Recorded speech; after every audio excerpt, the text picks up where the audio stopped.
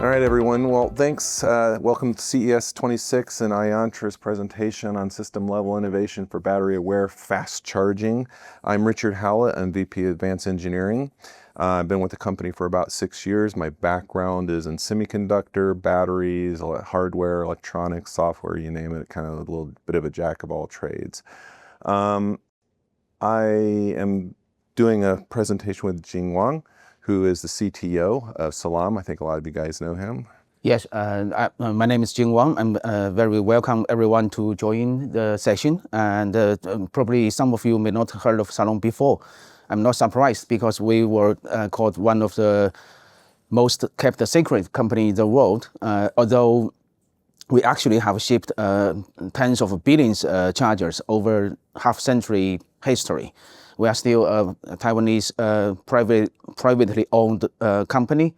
Our customers mainly is like Dyson, like Philips, like Motorola and Panasonic and Kyocera, etc., etc.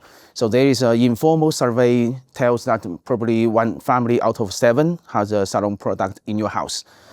This is a very brief background of our company, and my personal background is also power electronics, and I have been in the industry for over 10 years, and mainly looking after R&D in power supplies.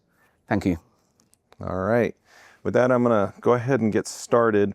The breakdown of this presentation got cut off a little bit, but okay.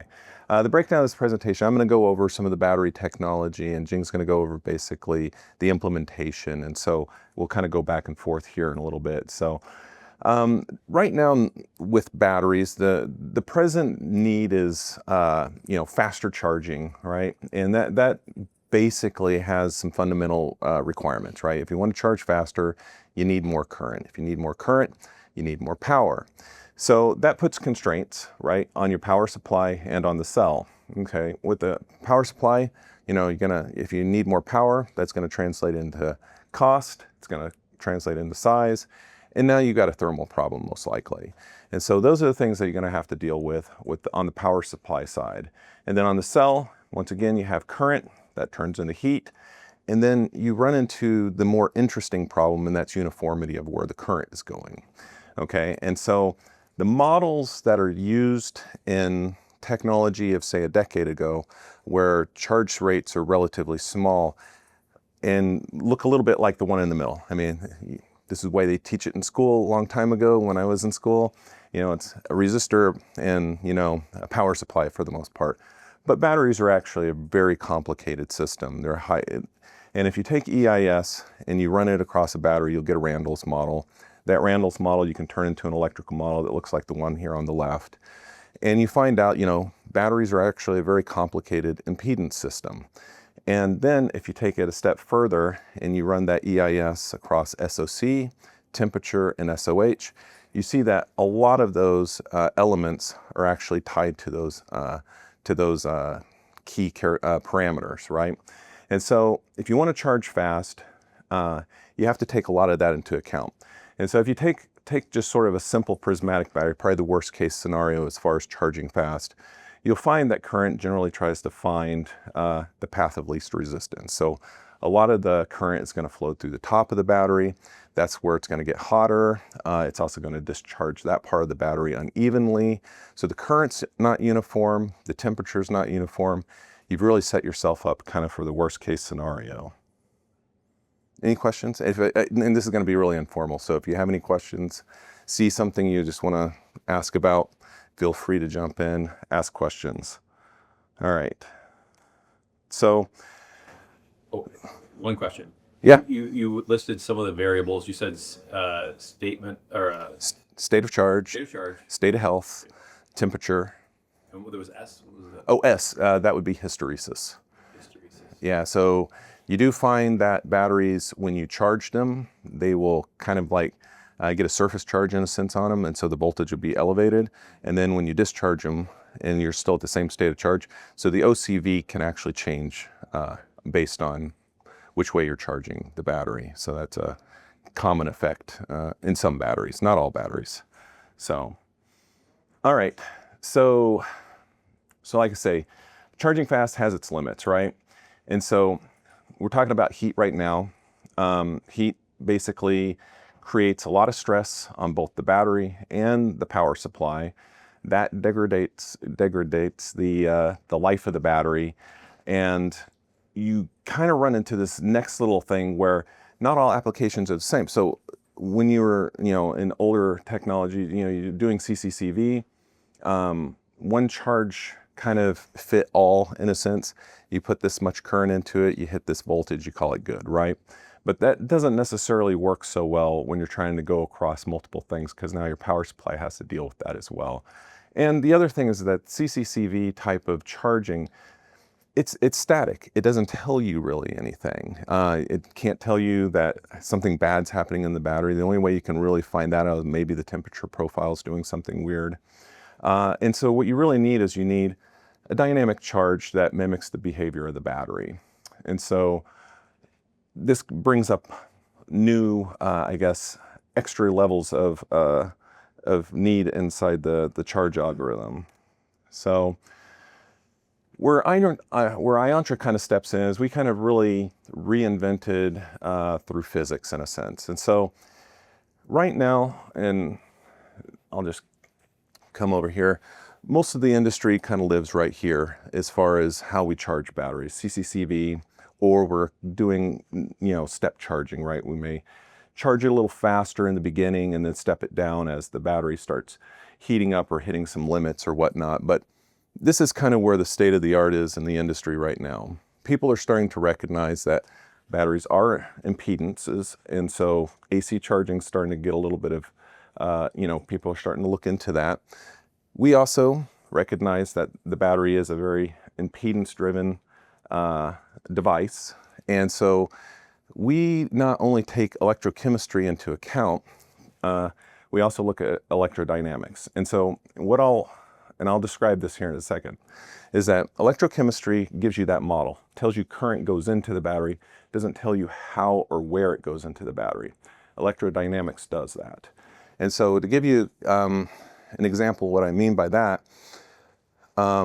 most of you guys are probably familiar with, you have a wire buried in the ground, you got somebody cuts through that wire, where to get cut, right? If it's a really long wire, like the one in my backyard when they were doing some sprinkler stuff, you call the guys up and you say, I no longer have internet. They show up and they drag you a new wire. Okay, that's great. But if it's a really long wire, right, where you can't do that, you've got to come up with a way to do that. And so there's a lot of different techniques, but the one that's going to be used is going to be time domain refractometry. And so how that works is that wire isn't just a resistive element, it's got impedance as well. And so you shoot pulses down it, pulses go down the wire, they hit the end of the wire, and they reflect back. You measure the time, you know how long that wire, where that wire is broken. Send out a crew, they chop out that piece of earth, replace a piece, and voila, the problem's solved. So we know that current going into a battery does something very similar. You push it in at these high rates, it's going to bounce around, right? And so that's where the electrodynamics comes into play. And so we took this concept, right, and we did some plating experiments. So our company's gone through a couple of iterations of, we're growing up. So anyway, I'll leave it at that. So in the beginning of this company, we did some experiments where we did some plating using constant current versus our methodology of using electrodynamics. And in this experiment, we use copper, zinc, and lithium metal, because lithium metal is actually kind of where one of our original focuses was going to be, was in solid state lithium. And we knew that dendrites and this plating was going to be an issue. And so we did these experiments where we did CC charging on the plates on the top, and then we did our dynamic charging down here on the bottom, and lo and behold, we were able to plate very uniformly and not create any dendrites. And so this basically gives very good evidence that the current is uniformly going across this substrate into a plating process. That being said, lithium-ion batteries, they're a good grief, I just forgot the word. Anyway, they're a little bit more like the current ions have to go into, they intercalate, thank you. The ions have to intercalate into the anode.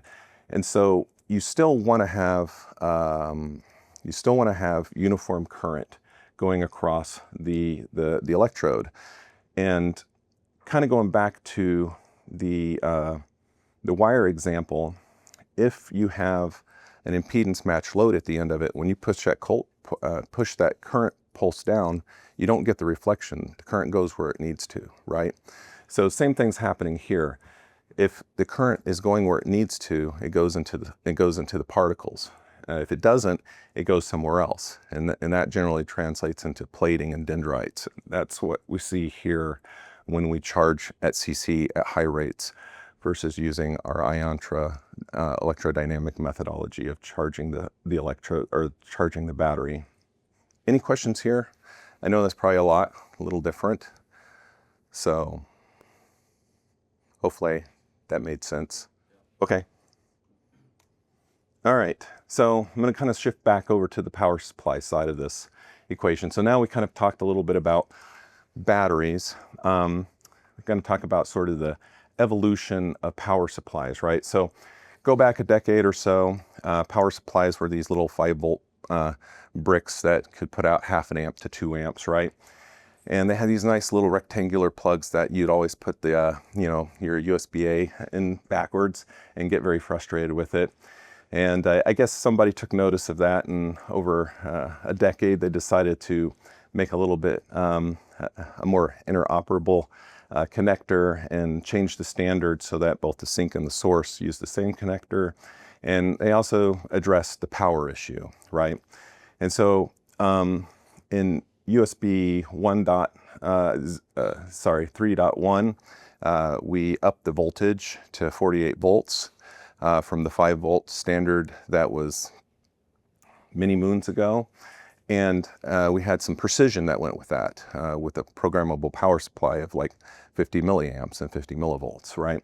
And our newest one, we've got a lot more precision on those values, where we can now go to 10 millivolts, 10 milliamps.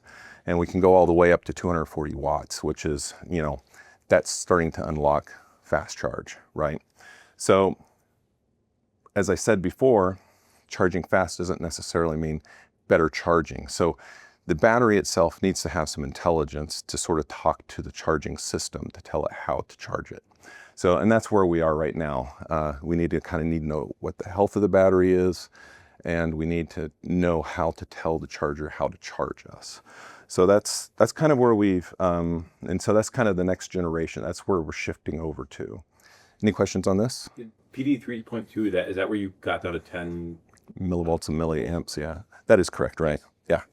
So yeah, better precision, and that better precision is really key to the kind of control that we need. All right. So speed means current means power. That translates into Iontra, right? If you want to charge fast, our algorithm will absolutely give you that capability. And what do we need, the requirements in the system? Well, the power supply needs to have communication, and it also needs to be able to modulate the current. Now, that's kind of where the rub comes from. These devices are DC and they're static for the most part. But the standard does give you the opportunity or the hooks to do other things, which is what we've taken advantage of. And Jing will talk about that here in a little bit. So what the cell needs, it needs real-time feedback measurements, okay? And it has to, The standard, meaning USB, which standard do you mean? Oh, the 3.2. 3.2. Well, any of the threes, they basically all have communication. So yeah. Anyway, so real-time feedback is what's super important, because we've got to make those measurements. We've got to figure out how to change the waveform that we're putting into the battery, and then we got to communicate that back to the power supply. So that requires high bandwidth. It requires really precise regulation over what we're sending to the battery. We also want to have a low ripple, because this is an impedance device, and so that's a frequency, and it may be actually in a bad place. It could actually be causing problems. Fortunately, that becomes not much of an issue. There's thermal overhead that you have to deal with, and that goes in both cell and the power supply. And really what's important here is you have a stable negotiation between the sink and the source. So with that, I'm going to turn the floor over to Jing. Okay, so I guess by listening to the above and everyone gets excited. Of course, Salom, we also excited about this new technology. So this is why, together with Iontra, we co-developed a 100-watt, let's say it's a platform rather than a product. So in this platform, we have basically 3 sections. So the first one is a PFC plus asymmetric half-bridge power architecture as AC/DC stage. And then we have the PD controller. It's a USB PD 3.1 controller, which does the negotiation and the protection. And then we have the Iontra ICC, we call it Iontra charge control, who does the high-speed adaptive waveform generations to suit the battery negotiation and the adaptive needs. And then we have the dual pass, including a back and a bypass routes, which can seamlessly transition between the PD and the algorithm modes. And the whole system is designed not only as a PD charger, but it is more like a battery-centric charging system. Jing, but just to clarify, this does work as a PD charger if you plug it into any PD compatible device, right? It will, yeah, because first of all, the PD controller will start the negotiation. To be honest, I will cover that later. But anyway, the PD controller will start the negotiation. If the end device is a normal device, then it will disable the ICC and enable the bypass. So every power pass goes through the end device through the bypass. This is a normal PD charging condition. If the end device has the Iontra recipe enabled, then it will give that information to the PD controller, which transfer the requirement through the I2C channel to the ICC module. And then this will disable the bypass and enable the back stage to enable the Iontra mode. This is the whole system, how it works. This is the GaN-based AHB architecture. We chose that because by reducing both the conduction and the switching losses, it enables higher efficiency at 100 watt, so that the temperature rise is lower. And we control the ripple and noise to meet less than 300 millivolt peak-to-peak under dynamic modulation.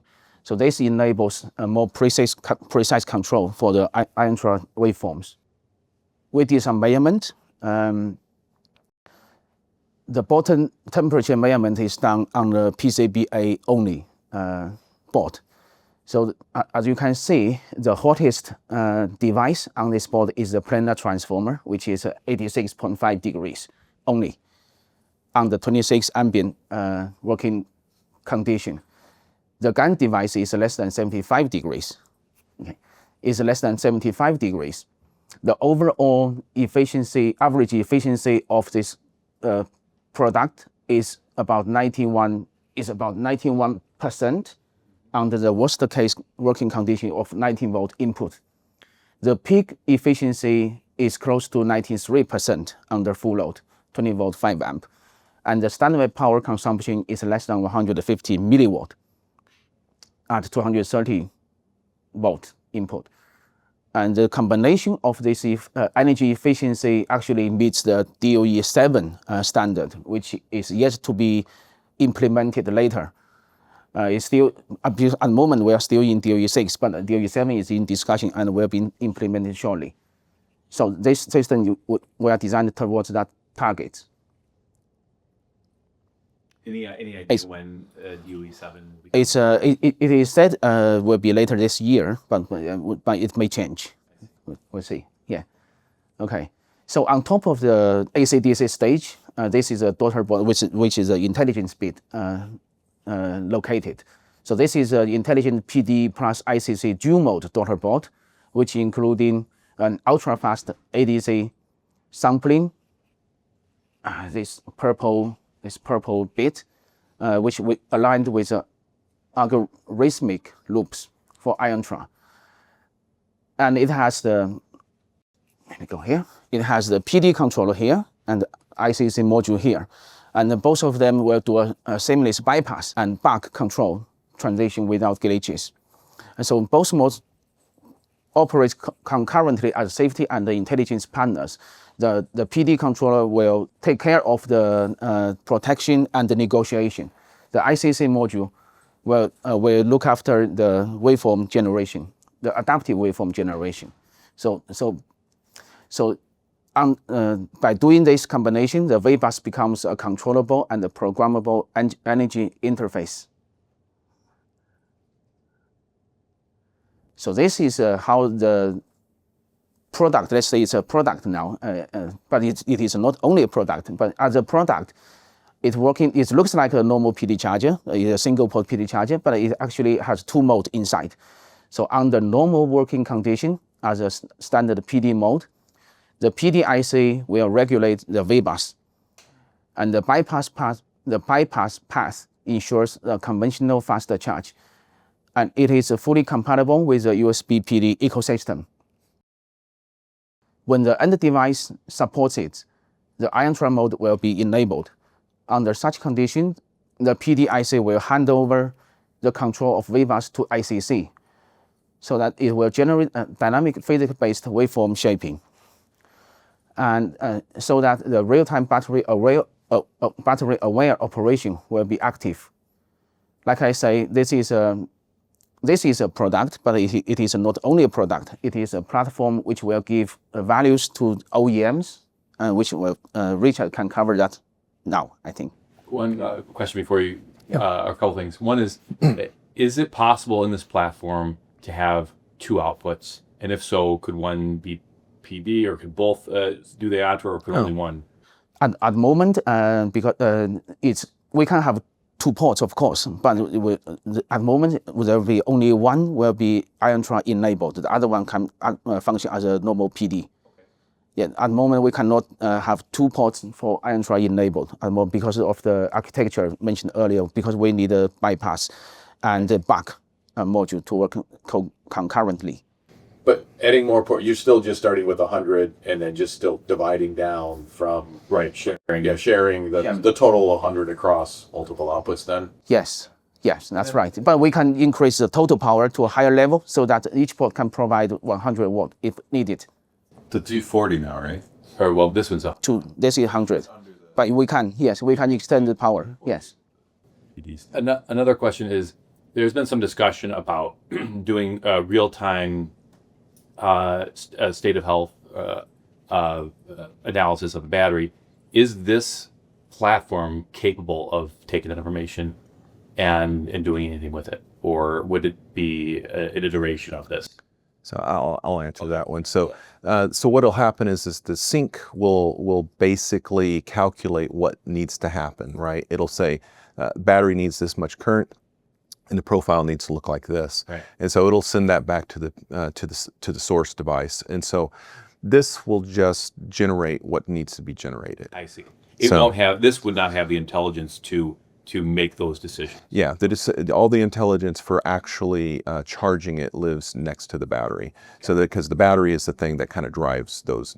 And is there any possibility or thought in the future to move that to the charger as well, so that you could potentially work with systems that without having to change the end device? Well, the issue is that the device, well, theoretically you could do that, but then you kind of really pigeonhole what the device is doing, right? In a sense, you really want this to be kind of generic, and that's kind of what the next slide is about, is that it kind of supports an ecosystem. As long as the battery pack has the smarts to tell this what to do, you can charge it. So this charger could, so if you want to flip over to the next, so really for the most part, what happens is that, I'm going to go one more. So really what happens is that whatever the device is, so for example, like if you have an e-bike, right, where it's a, you know, a 13S, or you have a power tool, maybe that's a, you know, a 5S, or you have a phone, which is a 1S or a 2S or something like that. Those devices have the information about the battery that it's using. It's the thing doing the analysis, and that's then telling the platform that's doing the charging how to do the charging. So yeah, so that's kind of the brilliance of it. So the same device can be used across all these. Absolutely. So Okay.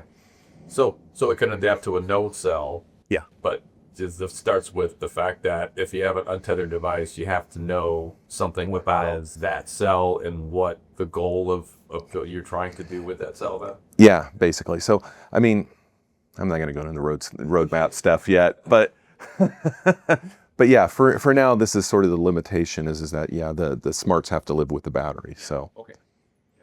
and then I think this is really for the most part. So the vision is becoming, charging becomes a system. The battery, the algorithm, and the power architecture are what unify all this. And so really for the most part, the battery signals drive the real-time adoption. Algorithms interpret and optimize charging conditions, basically, and then the power system executes with the precision and the thermal stability needed to get the battery to charge the way you want it to, as fast as you want it to, without damaging it and giving you the cycle life that you're looking for. So that's the end of the presentation.